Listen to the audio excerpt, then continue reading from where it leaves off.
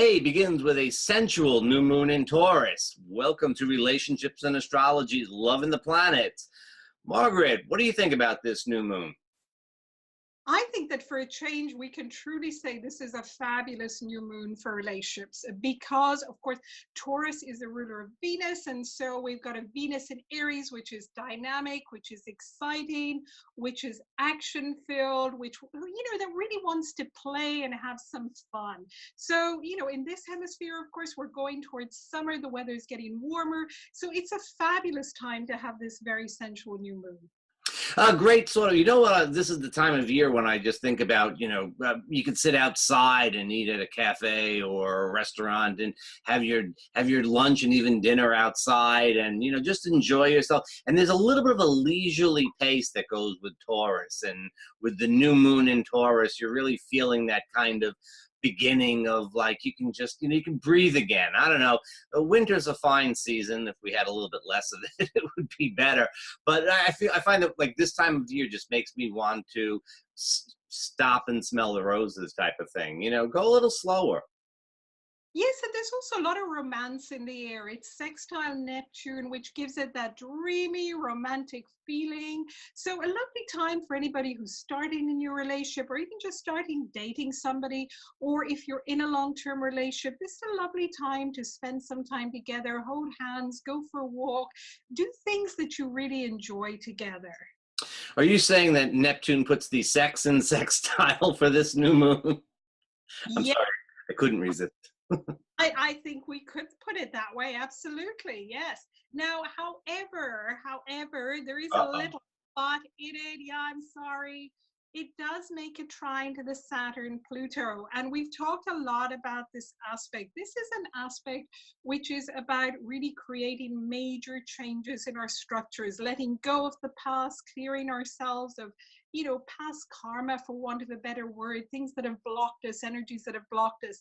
The trying to it can be helpful in that, again, it lets us go of anything that's blocking us in relationships, but just to be careful not to get stuck in it, not to get caught up in fear, not to let those blocks stop us from moving forwards.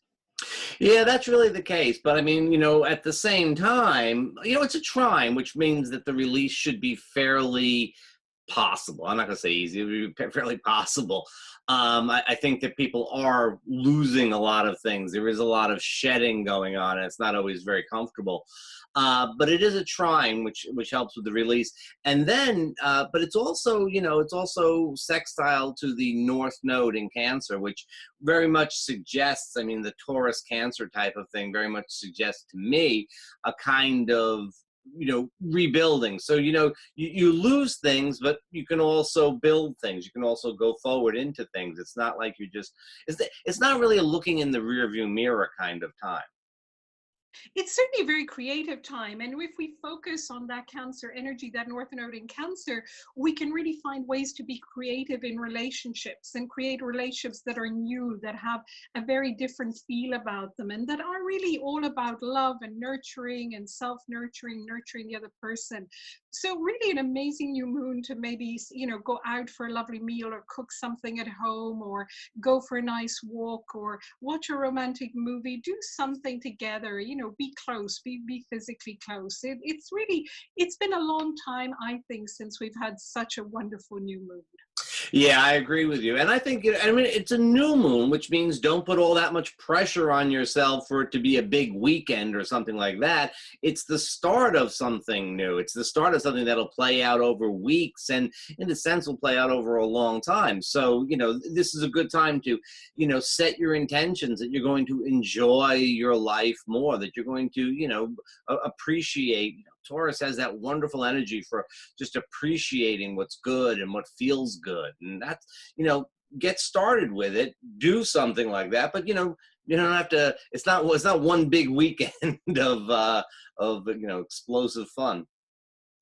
And don't forget that our online relationships and astrology course is starting in September. We still have a few spaces left. They're filling up fast. If you'd like a space and to learn all about relationships and astrology, do sign up. We have some fabulous speakers, including Nadia Shah, Rick Levine, Christopher Renstrom, and many, many others. So do get in touch if you'd like to be on that course. Distance learning, you can do it from anywhere in the world in your own time. That's going to be fun and exciting. That is going to be fun and exciting. I'm looking forward to that a lot. So see you for the full moon later in the month, Armand. Full moon in Scorpio. I'm scared already. Take care. Bye-bye.